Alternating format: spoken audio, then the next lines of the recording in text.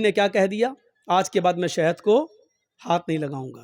غور کرو، تم اپنی مرضی سے جو چاہو پسند کر لو اور جو چاہو چھوڑ دو، وہ اسلام نہیں ہے۔ اللہ کے نبی نے شہد کو ناپسند کر دیا اور کیا کہا؟ آج کے بعد میں شہد کو نہیں پیوں گا، جاؤ شہد مجھ پہ حرام۔ فوراً آسمان سے جبرائیل وحی لے کر آ گئے اور کیا کہا؟ یا ایھا النبی لما تحرم ما احل اللہ لک، اے محمد صلی اللہ علیہ وسلم، اللہ نے جس چیز کو آپ کے لیے حلال کیا ہے، آپ کون ہوتے ہیں اس کو حرام کرنے والے؟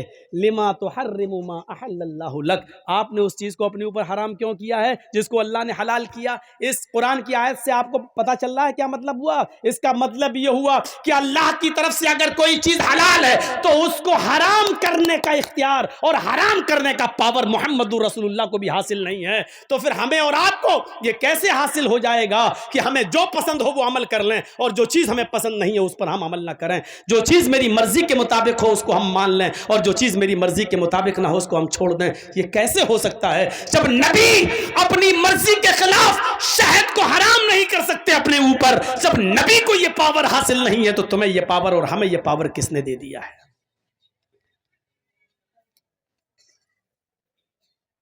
اگر ان تصویروں کی کوئی حیثیت ہوتی تو اللہ کی قسم اللہ تعالی اپنے نبی جناب محمد رسول اللہ کی تصویر کی حفاظت ضرور کرتا۔ لیکن دیکھ لو دنیا میں عیسائی بھی موجود ہیں، عیسائیوں کے پاس عیسیٰ کی تصویر موجود ہے، یہودیوں کے پاس موسیٰ کی تصویر موجود ہے، داؤدیوں کے پاس داؤد علیہ السلام کی تصویر موجود ہے، ابراہیم کو ماننے والوں کے پاس ابراہیم کی تصویر موجود ہے۔ سب نے ہندو بھائیوں کے پاس کرشن جی کی، رام چندر جی کی، شنکر جی کی، گنیش جی کی، ان کی تصویریں موجود ہیں۔ اگر دنیا میں کسی نبی کی تصویر موجود نہیں ہے تو وہ ہستی ہے جناب محمد رسول اللہ صلی اللہ علیہ وسلم کی، کیونکہ اگر آج نبی کی تصویر ہوتی تو کوئی آدمی نماز پڑھنے مسجد میں جاتا ہی نہیں، کوئی آدمی اللہ کے نبی کے روضہ اقدس پہ جاتا ہی نہیں، وہاں درود پڑھتا ہی نہیں، وہ اللہ کے نبی کی تصویر کو اپنے گھر لگا لیتا، وہ نبی کی تصویر پہ ہار یا مالا ڈال دیتا، یا تصویر کو اپنے گھر میں لگا کر 7 چکر اسی کے لگا کے کہہ دیتا کہ حج ہو گیا۔ میرے پیارے ساتھیوں، وہ نبی اکرم کی تصویر کو چھوٹے چھوٹے ٹکڑوں میں لے کر اس کا تعویذ بناتا، اس کو پہنتا، اور پھر نبی کا فوٹو اخباروں میں چھپتا، نبی کا فوٹو پیپروں میں آتا، اور کبھی اس کی کٹنگ ہوتی اور وہ پیروں کے نیچے روندا جاتا۔ اللہ تعالیٰ کو اپنے نبی کی یہ رسوائی اور بے عزتی گوارا نہ تھی میرے بھائیوں، اس لیے اللہ نے جناب محمد رسول اللہ کی کوئی تصویر دنیا میں باقی نہیں چھوڑی ہے، نبی کا کوئی فوٹو باقی نہیں چھوڑا، بلکہ نبی کی زبان سے یہ کہلوا دیا، اِنَّا أَشَدَّ النَّاسِ عَذَابًا يَوْمَ الْقِيَامَةِ الْمُصَوِّرُونَ۔ دنیا میں قیامت کے دن جہنم کے اندر سب سے سخت عذاب اس کو دیا جائے گا جس نے دنیا میں تصویریں بنائی ہوں گی، تصویریں کھینچی ہوں گی۔ اس سے کہا جائے گا ان تصویروں میں تو جان ڈال، ان تصویروں میں تو روح ڈال، اور ظاہر ہے کہ ان تصویروں میں وہ روح ڈال نہیں سکتا۔ پھر اللہ کی ایک پیدا کردہ مخلوق کی تو نے تصویر کیوں بنائی؟ جب اس میں جان ڈالنے کی طاقت نہیں تھی تو نے کیوں؟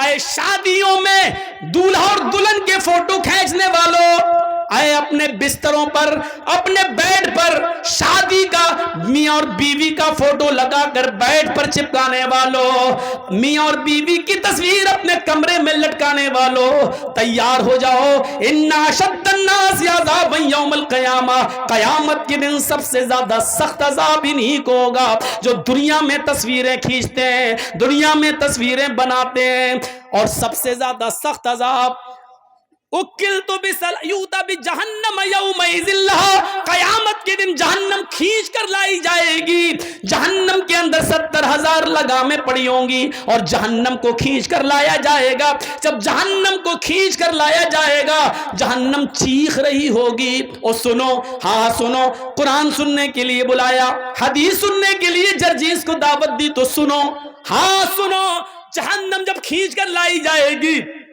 اللہ کہے گا اے جہنم کیا چاہتی ہے؟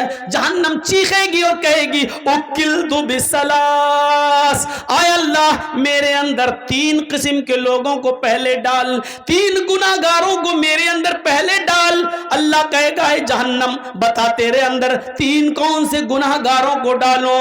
سب سے پہلے وہ نام لے گی، اے اللہ عقوق الوالدین، ماں باپ کے ستانے والوں کو، ماں باپ کو رلانے والوں کو جہنم میں میرے اندر سب سے پہلے پھینک۔ دنیا میں جو اپنے ماں باپ کو ستایا کرتے تھے، ماں باپ کے ساتھ ظلم کرتے تھے، ماں باپ کو نظر انداز کرتے تھے، ماں باپ کو خون کے آنسو رلاتے تھے، پال پوس کر ماں باپ نے بڑا کیا، ان کو اذیت اور تکلیف دیتے تھے، ان کو تو جہنم کے اندر میرے پیٹ میں پہلے ڈال۔ اللہ جہنم کی خواہش پوری کرے گا اور ماں باپ کے نافرمانوں کو جہنم کے اندر ڈال دیا جائے گا۔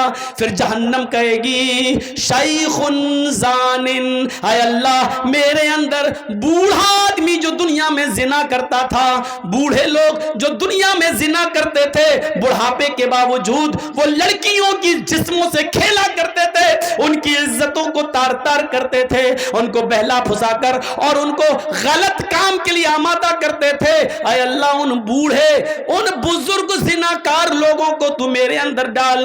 نوجوان سے تو ایک بار غلطی ہوتی ہے، وہ جوانی کا نشہ ہے، حالانکہ وہ بھی جہنم میں سزا بھگتیں گے، وہ اپنے حساب کتاب کے بعد جہنم میں جائیں گے، لیکن جہنم جن کو